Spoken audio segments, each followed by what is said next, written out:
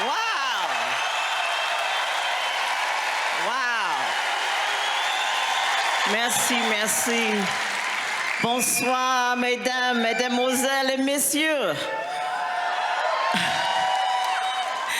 Thank y'all so much. I appreciate it. And I'm telling you, that's all the French I know right there. So don't come up parlez-vous-ing with me. You'll be very disappointed.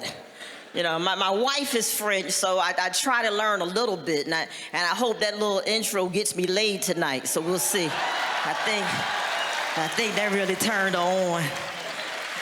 You know, every day I just look back at my life and I go, how the hell did I get here?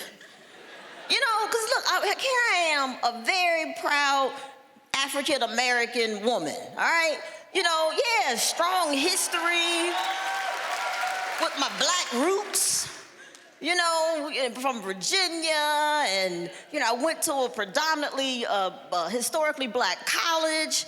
You know, I belonged to a black sorority, and now I'm married to a white French woman, and I have 2 little white kids. You understand what I'm saying? So basically, I take care of white people.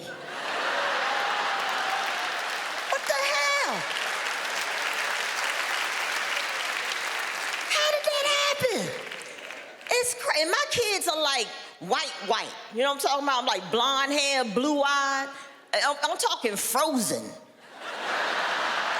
That white people. And it's crazy though. And you know, don't get me wrong, I'm the happiest I've ever been in my life. You know, I'm so blessed, very happy.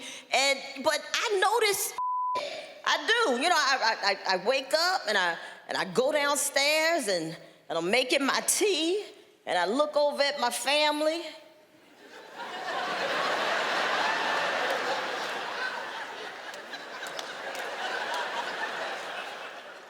How did all these white people get in my house?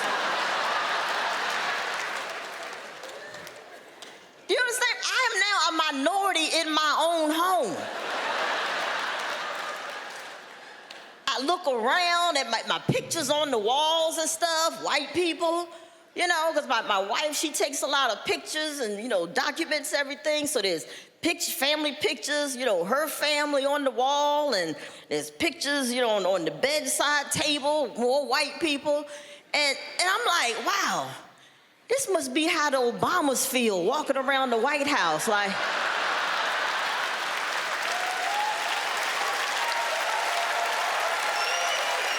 there's a lot of white people on these walls. You know, I call my cousins sometimes like, hey man, can you send me some pictures of your kids? I gotta break this up. And there's some issues that I know are mine, you know, and I try not to feed on it. So I can't, like certain things I can't do. Like I can't see any more race-based movies. I can't. Last one I saw was The Help, and I had to put my foot down after that. I was like, I can't do this anymore. No, because it touched me. It touched me, because I went to the movie. I'm just innocent, going to see a good movie, right? I get home, I start making dinner because I do most of the cooking in the house, right? Because it's my passion.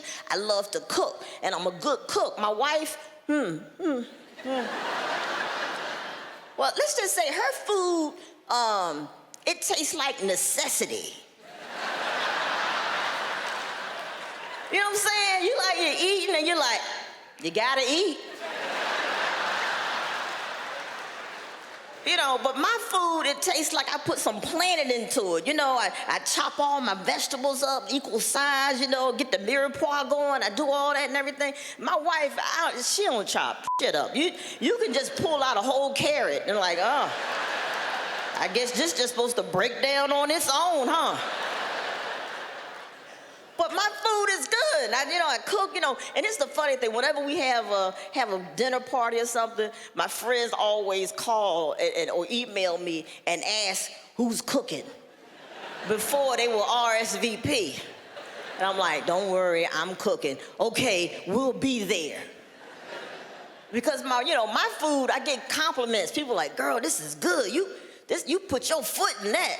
You know, and that's what we say. It's an old saying. When somebody tells you, you put your foot in something, that means, it means it's really good. They're enjoying it. You know, so that's the compliments I get. Girl, you put your foot in this. But when my wife cooks, they're like, girl, you put your foot in this.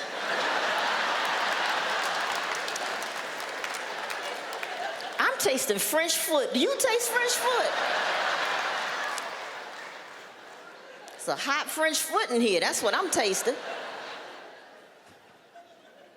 So anyway, I cook, right? So I saw the movie, you know, to help, whatever, and then I'm home and I'm cooking my dinner. I'm happy, doing what I love doing. I get all my dishes together. I turn to go serve my family, and I'm looking at them, and I look at me. I was like, oh, shit, I'm the help.